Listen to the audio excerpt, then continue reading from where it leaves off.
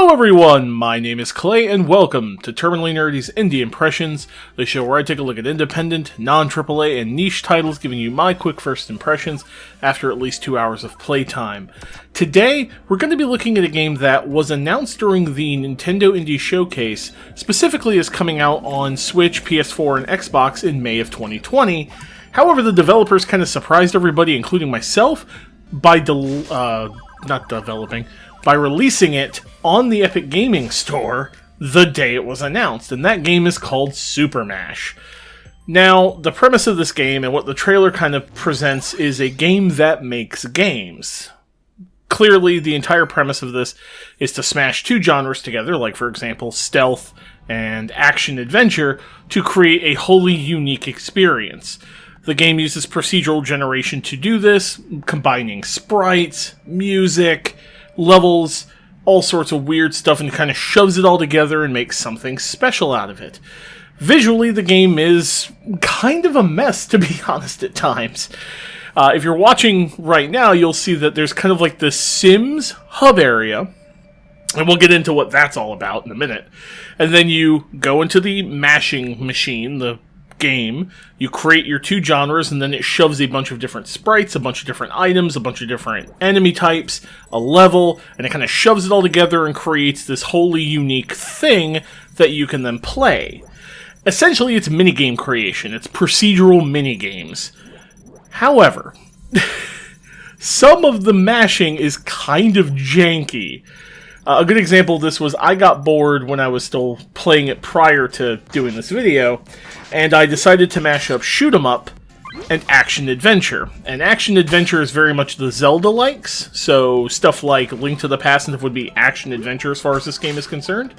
And shoot 'em ups are vertical scrolling shooters. What I ended up getting was a ice-styled Zelda dungeon in a 16-bit art style with planes as enemies. So I controlled a tiny biplane that swung a sword and shot homing missiles, and the enemies were tanks and helicopters, and it was real weird and goofy. And then there were NPC townspeople that were actual townspeople that did not react at all to the fact that I was a plane. So as long as you're willing to deal with really weird shit like that, visually it's great. There's also some jank with hitboxes. I did an action-adventure combined with a JRPG at one point, and I could swing my sword and, like, cut down plants, but I was hitting plants way further than my sprite indicated I should be. So there's some stuff like that. Musically, it's really nice. I like the music. I like the sound effects. There's no voice acting, so don't go in looking for voice acting. It's pretty straightforward. It's 8-bit and 16-bit tunes. You do get the ability through these things called dev cards when you're building your mashup to kind of customize different aspects, one of which includes the audio. So if there's a track you particularly find you like, and you have a foil dev card, you can basically use that track on most of your mashups to kind of just keep using the same music. And speaking of how this game plays, I've basically explained it. It plays exactly like the genres would describe. If you're playing the Metroidvania, it's generally going to play like a Metroidvania in some fashion. Like if you combine Metroidvania and action-adventure, you may get a top-down action-adventure game, but then you're going to have these like Metroidvania sub-weapons and things kind of mixed in with it. Or you might end up with a side-scrolling 2D Metroidvania, but then have to do action-adventure things like bombs and shit. It's real weird how it does all this, and there's a ton of variety to it. And there's also a story. Yeah, you heard me right. There's a story to this game. The trailers do not indicate this. When I saw the trailers, I thought I was getting something that was basically Mario Maker, but by, genre mashing. And yes, you can share your levels.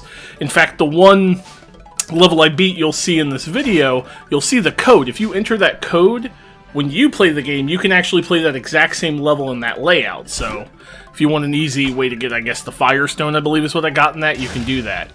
And that's important because, you see, there's a whole, like, meta story around this thing.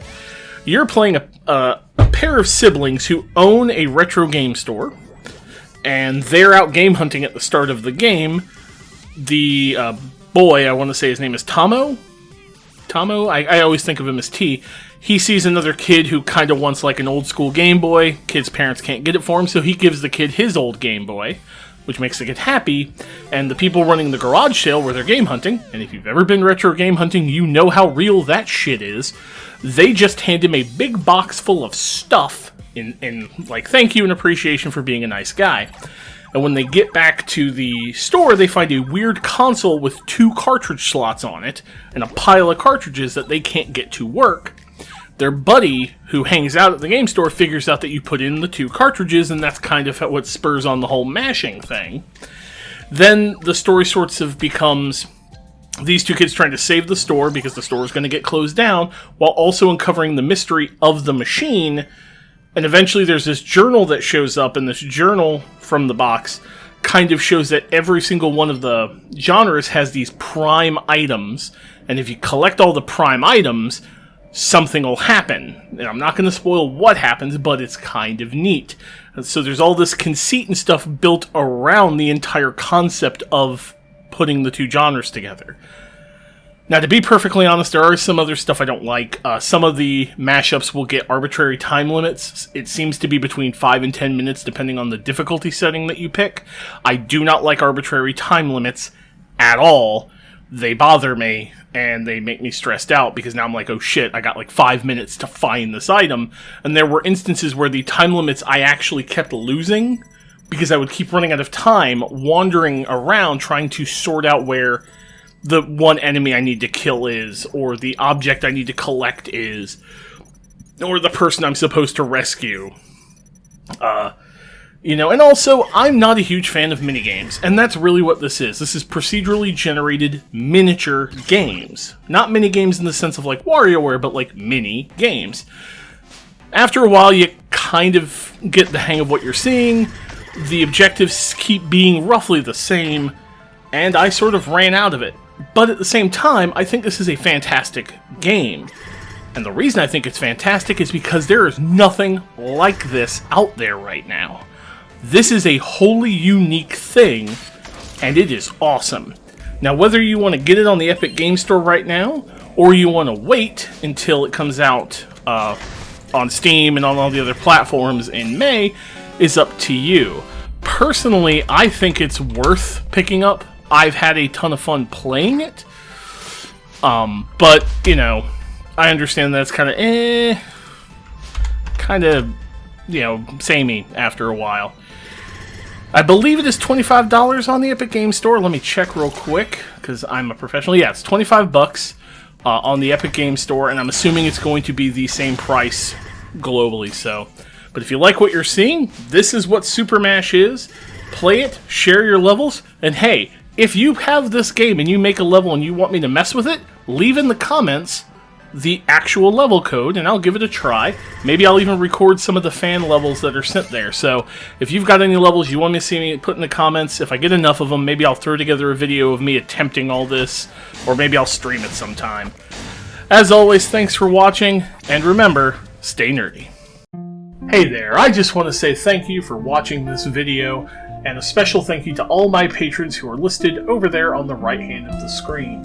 If you want to get your name in those credits, feel free to check it out at patreon.com/terminallynerdy. And hey, be kind to each other and stay nerdy. Thanks.